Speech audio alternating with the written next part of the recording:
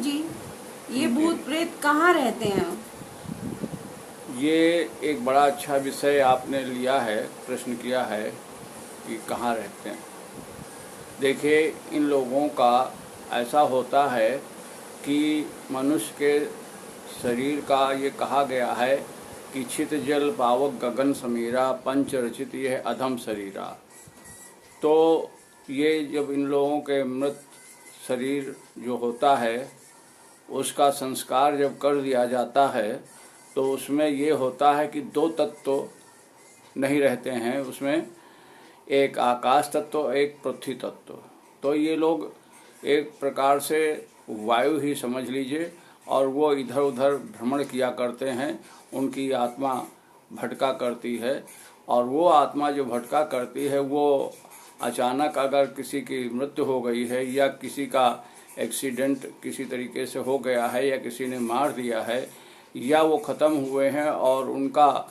मन जो है घर परिवार में लगा हुआ है या किसी वस्तु में लगा हुआ है, तो वह लोग इधर उधर भटका करते हैं या उस परिवार में जिससे उनके लगाव है उस परिवार में वो किसी न किसी तरह से किसी के शरीर में आ करके और वो रहते हैं। और वो लोग कुछ उनका मुंह तो होता नहीं, खा तो पाते नहीं हैं, तो वो किसी के शरीर में आ करके और उसको जो शरीर में जो भी कोई व्यक्ति है जिसके शरीर में आए हैं भोजन करता है जल पीता है तो उसको वो ग्रहण करते रहते हैं। और पहले शुरू में जब जाते हैं प्रारंभ में तो ये छिपे रहते हैं शरीर में, पता न चले, हमको जान न पाए लोग। नहीं जान जाएंगे तो फिर जो है वो हमारे को हटाने का प्रयास करेंगे। तो इस तरीके की ये ऐसी व्यवस्था बना लेते हैं कि शरीर में आ करके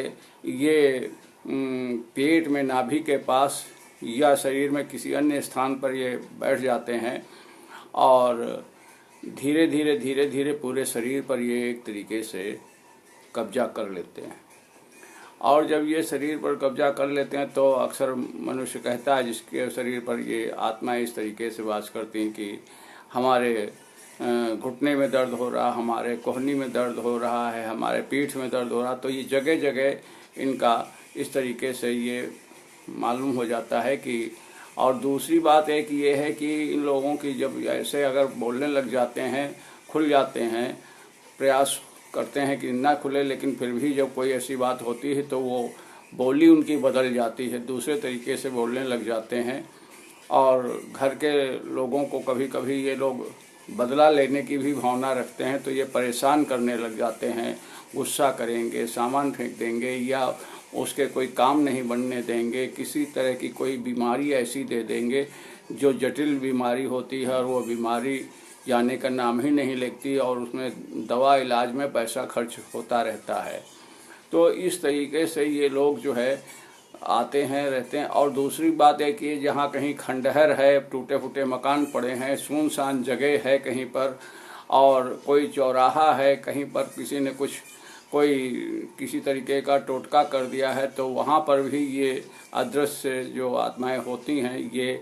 भ्रमण किया करती, वहाँ पर रहती हैं, इनका वास होता है और ये लोग शरीर में आ जाते हैं। तो इसमें ये बड़ा एक अच्छा उपाय है कि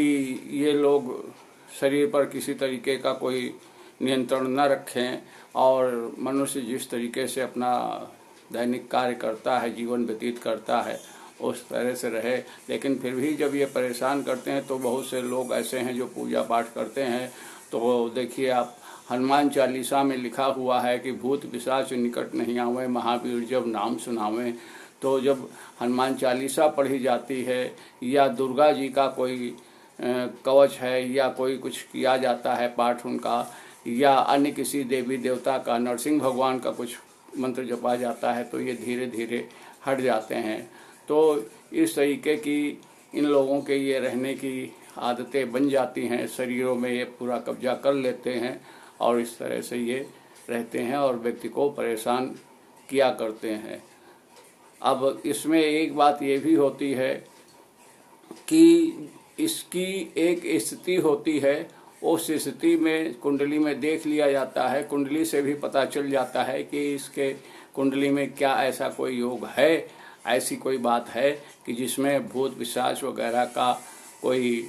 ऐसा योग बना हुआ है कि जिससे यह व्यक्ति परेशान है और उस व्यक्ति को देखने से पता चल जाता है कि इसके शरीर में कोई बाहरी तत्व, बाहरी हवा, जिसको लोग कहते हैं ऊपरी हवा, उसका फेरा हो गया है, यह ऊपरी हवा है। तो उसको पूजा पाठ के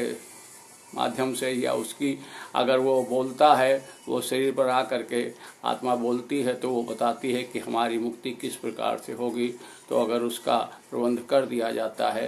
तो वो चीज़ हट जाती है। ऐसा होता है, देखा गया है, तो बताते हैं लोग, करते हैं लोग।